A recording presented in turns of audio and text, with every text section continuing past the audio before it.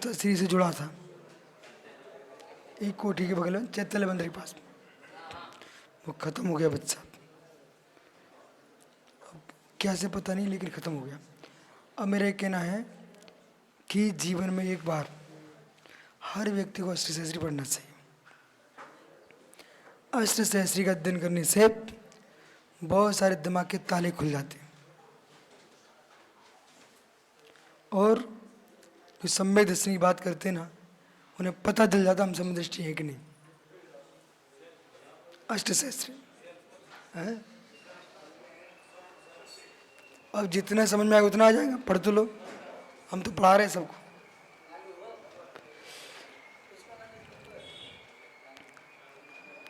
यहाँ पर जो है विद्यानंद स्वामी अष्टसहस्री में आचार्य भट्टकलिंग स्वामी अष्टसठी में समझा रहे हैं, न संबंधित सुरक्षण स्वरूप तेषाम पर्वतता पर्वतोत्पत्ति। यहाँ तक हो गया था।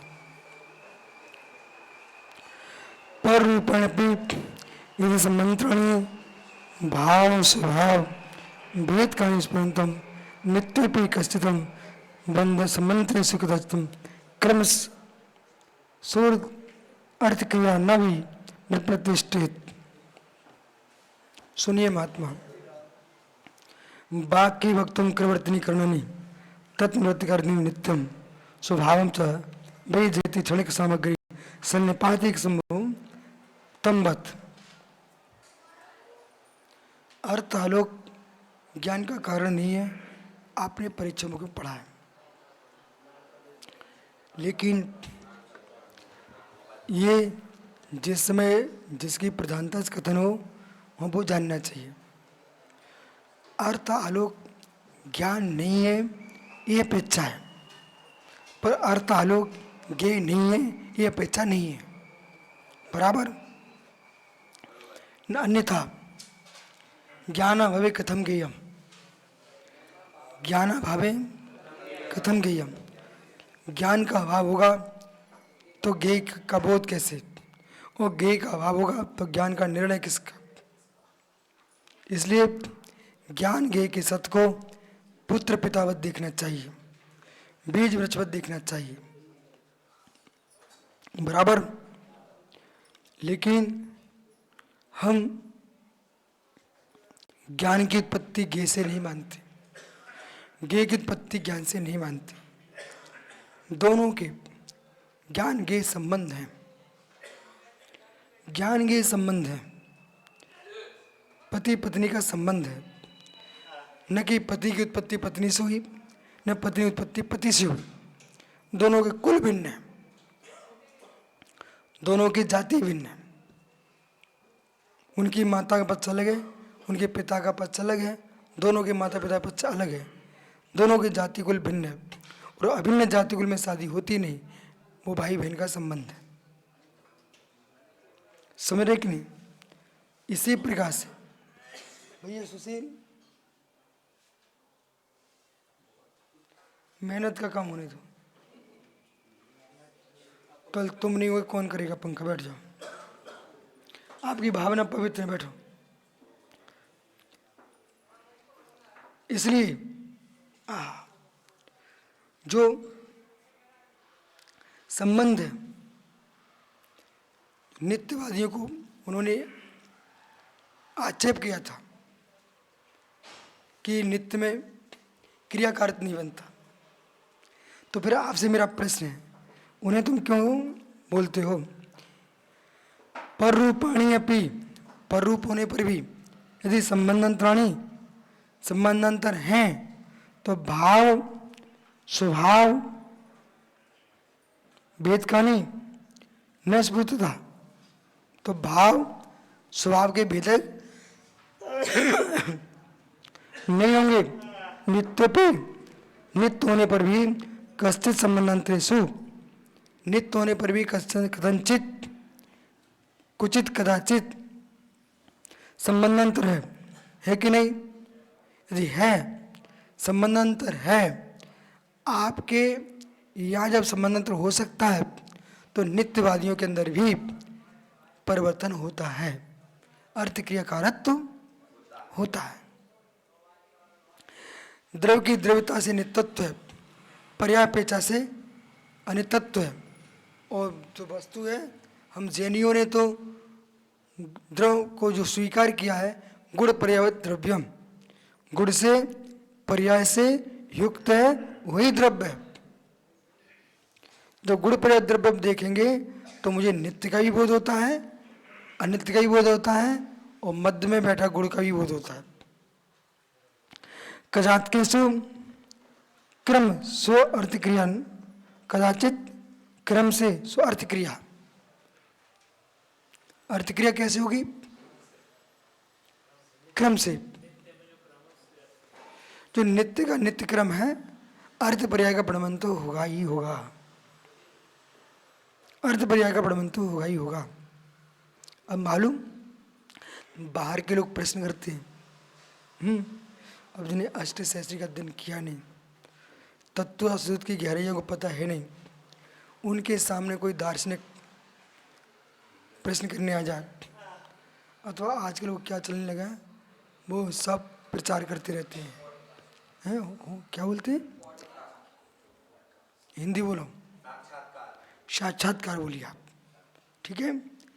अब तुम साक्षात्कार करने बैठ गए, प्रश्न करता है, समझदार है, तुम उत्तर यहाँ के दे रहे हो, ठीक है, वो तो समय निकाल के चला गया, पर समझे तो योग्यता कितनी है। एक साधक ने साक्षात्कार दिया, उत्तर कहीं के कहीं भाग रहे। होना क्या चाहिए था?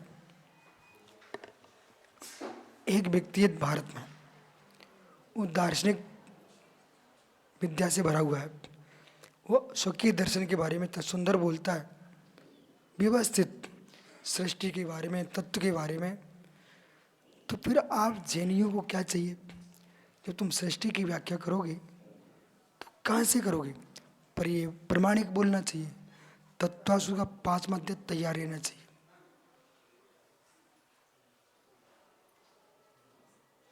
स्पष्ट भेद संघाताभ्यम चाचा भेदा दड़ू भेद संघाताभ्यम उत्पद्यन्ते, ये सूत्र गहरे, समझ रहे कि नहीं? और सबसे गहरा सद्द्रव लक्षण, अत्यंत गहरा, कभी विशद व्याख्या करो, उत्पादित तुम सत। तो क्रम सो अर्थ क्रिया न भाई प्रसिद्ध, क्या आप इसका प्रसिद्ध कर सकते हो? नहीं कर सकते।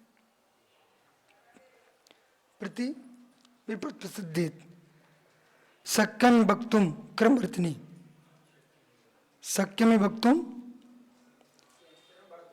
क्रमवर्तिनी, ये कितनी गजब की बात है। ही पंडित जी राकेश को समझना चाहिए, और इनको जो पुरानी पढ़ाई करा चुके चेलों को नए तरीके से पढ़ाना चाहिए। अन्यथा वे पंडित जी आपकी भी सुनने वाले नहीं हैं, आपकी भी नहीं सुने, आप सुलझे भी नहीं सुलझ पा रहे, विश्वास मानिए। बोले कैसे? क्रम भावी ज्ञान, अक्रम भावी ज्ञान, और क्रम भावी ज्ञानी अक्रम भावी ज्ञान का निर्णय करने बैठा है। क्रम भावी ज्ञानी अक्रम भावी का निर्णय करने बैठा है। तुम्हारे दादा के दादा उतर के आ जाए, तुम अक्रम भावी ज्ञान का निर्णय नहीं कर सकते हो।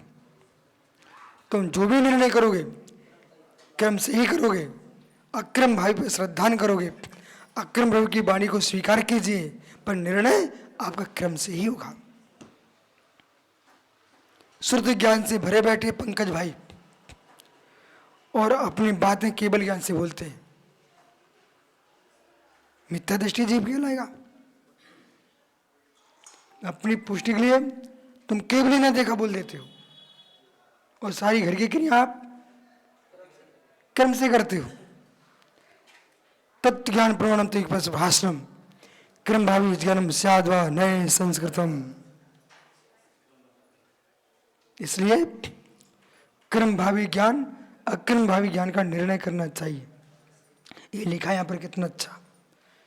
क्रम वर्तनी करणा कारणानी, कारण कैसे है भाई? क्रमवर्ती कारणानी तत्व निवर्तन आत्मकहानी थी। उन जो निवर्तन है कैसा है? जो अर्थ क्रिया बढ़ रही है वो क्रमवर्तनी कैसी है? क्रमवर्तनी। वो क्रमवर्तनी कैसी हो? जो क्रमवर्तनी तत्निवर्तन आत्मकहानी नित्यम स्वभावम न वही जयती, अपने नित्य स्वभाव को नहीं छोड़ती। क्षण के का सामग्री सन्नपाती तमोवत। कैसे? क्षणिक जो नित्य है ना, जो नित्य में भी नाना सागर निमित्त कदाच नित्य ऐसे बहुत से कार्य कारणों की अपेक्षा रखती है। और नित्य में जो अर्थ क्रिया क्रम से है, अक्रम से है, क्रम से है, अक्रम से है, सारी की सारी क्रम करण की जो वृत्ति है तो नूतनम आत्म का नित्य नित्यम स्वभाव न जयती क्षणिक सामग्री सन्निपात। जब देखो इधर देखना भाई, क्षणिक सामग्री में जब सन्निपात मानते हो आप तो सन्निपात कैसे बनेगा? और क्षणिक में सन्निपात बनाते हो तो नित्य को क्यों नहीं मान लेते हो? सन्निपात तभी बनेगा जब वस्तु नित्य होगी। तुम उपचार से सन्निपात बना रहे हो, उपचार से, समृद्धि से। तो समृद्धि से कैसे? एक आत्मक होने से, ठीक है ना? शेष आगे विचार करेंगे। अब डबल ब्लू आ गए।